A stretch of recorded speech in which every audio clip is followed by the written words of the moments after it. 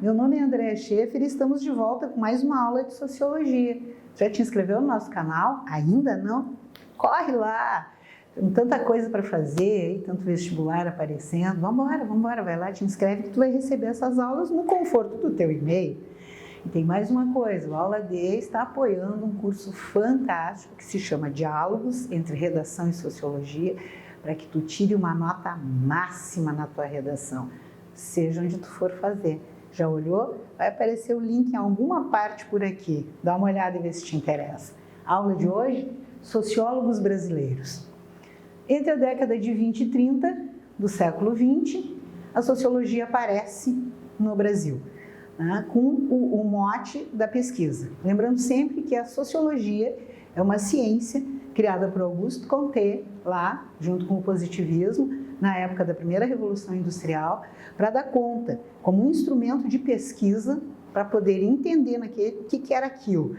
Essa tecnologia, essa industrialização, essa indústria de massa, esse êxodo rural, esse inchaço urbano, aquela novidade toda que aparecia. Então, a filosofia e a história não davam conta de explicar. Precisava uma ciência que pudesse observar, pesquisar e trazer resultados. Auguste Comte cria a sociologia, Émile Durkheim será o primeiro professor de sociologia da história, porque é o primeiro que entra transformando essa ciência em disciplina. Então, chegando no Brasil, como não pode ser diferente, a sociologia é uma ciência da pesquisa, mas uma ciência inquieta, também o mote era esse. Tenho aqui alguns nomes significativos, apesar da comunidade, né, de sociólogos e antropólogos no Brasil, de pesquisadores fantásticos hoje, ser muito maior. Estamos aqui com os clássicos, certo? Então vamos lá. Florestan Fernandes é o cara que vai fundamentar a sociologia no Brasil como ciência. Ele seria o nosso Auguste Comte, né? Não dentro do positivismo, mas dessa necessidade de implantar essa ciência. Ela existe e agora ela existe no Brasil. Esse foi o cara que fez esse movimento. Ele vai fazer pesquisas que vão propiciar avanços significativos no desenvolvimento e na orientação de pesquisas sobre a industrialização. Então, isso era uma preocupação. Como aconteceu lá, aqui também tinha uma coisa diferente acontecendo. O que é isso? Indústria, o que é isso? Novidade, vamos ter que pesquisar a respeito. Então, ele vai lançar materiais de pesquisa para que se pudesse entender que momento era aquele. Darcy Ribeiro, antropólogo, escritor, político, né? Um cara que o mote da pesquisa dele era sobre a questão da educação. Ele tinha duas atucanações, a educação e os povos originários. Então, ele tinha a pesquisa dele centrada nessas duas questões. É um cara que vai trabalhar bastante, né, sobre como essa formação e organização da sociedade brasileira se dá a partir dessa ótica dos originários, o que a gente traz de lá, como é que foi essa relação. Então, ele vai atrás de todos esses detalhes, auxiliando muito, inclusive, mais tarde, na organização da FUNAI e bastante nas pesquisas que vão advir deste momento, quando a gente vai tentar entender como é que é essa história inicial da formação do povo brasileiro. Originários, negros, imigrantes, como é que a gente chega? Então, ele faz esse recorte nos povos originários. Vai escrever muitos livros, um dos primeiros e com mais detalhes, né, que chama sempre atenção, é O Povo Brasileiro, onde ele descreve essa formação e organização social e vai manter-se sempre, né, muito fiel à questão da temática indígena. Ele também é organizador e um dos mentores da Lei de Diretrizes e Bases, LDB, Lei de Diretrizes e Bases da Educação, que é a lei maior da educação nesse país. Ele participou de todo o processo desta lei, vigente hoje, que determina todos os motes e as matrizes e todas as organizações que vamos ter dentro das escolas. Então, esse é o valor do Darcy Ribeiro. Darcy Ribeiro tinha uma frase bastante polêmica que diz assim: o problema da educação no Brasil não é uma crise, é um projeto. Ele dizia que entra poder e sai poder, e a educação no Brasil não consegue ser uma prioridade. Concorda com isso? Eu, professora da escola pública, 100%. Gilberto Freire.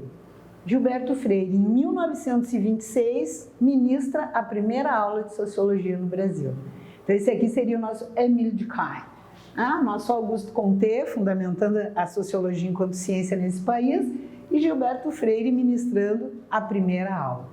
Também pesquisador, a pesquisa dele também sobre a formação da sociedade brasileira. Então, percebam o quanto era importante, o quanto era emergente, o quanto era assim, fundamental, que enquanto lá fora tentava se entender aquela mudança social, nós aqui ainda não tínhamos uma pesquisa forte e fundamentada sobre quem éramos, quem é o povo brasileiro, de onde é que ele veio, o que restou dessa mistura, o que veio desse caldo. Então, todos eles têm essa tucanação, de alguma forma, de algum tamanho, mas aparece em todas as pesquisas. Então, ele foi um pesquisador sobre a formação da sociedade patriarcal brasileira. Então, já tinha essa noção que sim, era uma sociedade formada por homens brancos, bem nascidos, muito bem de vida, que ditaram as regras. Em cima disso, ele vai escrever vários livros, e 2 deles muito importantes, porque falam dessa disputa, na verdade, de poder, que é o patriarcado, que é Casa Grande e Senzala, Sobrados e Mocambos, traçando paralelos. Sobrados, a casas lindas, bonitas, maravilhosas, e os Mocambos é uma expressão norte-nordeste, de favela, maloca, casinha simples. Então, ele traça paralelos muito importantes como fonte de pesquisa até hoje. Não é que tudo esteja 100%. Percebam que essas pessoas todas deixaram as suas sementes para que a gente continuasse lidando, escrevendo, criticando e melhorando. Lembrando sempre que crítica é coisa que desmonta para remontar de outra forma. Não existe crítica construtiva. E toda crítica é uma desconstrução. Paulo Freire e Anísio Teixeira, eles não eram sociólogos, mas não dá para não falar deles, pela contribuição impressionante para o campo da ciência sociologia, para a pesquisa social neste país. Paulo Freire, mais conhecido como o queridinho dos professores, uma figura famosa internacionalmente, homenageada em todos os cantos, apesar de não estar mais conosco há bastante tempo, foi um defensor da educação libertadora e emancipatória. Ele dizia que ou a educação serve para te libertar e tu poder pensar com a tua própria cabeça e andar com teus próprios pés, ou então ela é uma educação bancária. O que é educação bancária? Senta no banco e recebe tudo. Senta no banco escolar e recebe a informação. Não faz debate, não participa. Ninguém quer saber o que tu pensa. Ele era um opositor a isso. Ele vai ser o criador de um método de alfabetização de adultos numa época em que não existia o EJA. Ele é o pai do EJA. Então, teve uma época nesse país que se tu quisesse voltar aos estudos, se tu não tivesse contemplado eles na idade certa, ou tu não fazia mais nada, seguia analfabeto, sem poder concluir os teus estudos, ou tu ia para uma classe com crianças ou com jovens de uma idade diferente da tua. Então, ele cria o que hoje nós conhecemos como EJA. Tem uma bibliografia internacional respeitadíssima no mundo todo sobre as suas conclusões do que é uma educação, o que seria uma escola, o que seria uma educação, por que existiria escola e educação e de que forma ela poderia privilegiar essencialmente os de baixo, os que estão à margem, os que estão no centro, porque os que estão no centro se cuidam. Eles conseguem se organizar, são os da margem que estão desprotegidos. Paulo Freire tinha essa tucanação. E entre milhões de obras, uma delas, A Pedagogia do Oprimido, onde ele deixa bem claro que ou a educação liberta e emancipa, ou não precisava de escola. Anísio Teixeira, que também não era sociólogo, mas que tem uma contribuição maravilhosa como Paulo Freire para o campo de pesquisa da sociologia, também pesquisava para comprovar, então eles tinham um trabalho assim, quase em grupo, a necessidade da universalização da escola pública e laica. O que é universalização? Para todos, meninos e meninas brancas e pretas. O que é uma escola pública laica? Que não está a serviço de nenhuma confissão religiosa. Curtiu? Tamo junto? Esses aí são os pais da sociologia no Brasil. Na próxima, nos vemos de novo. Vem comigo. Até mais!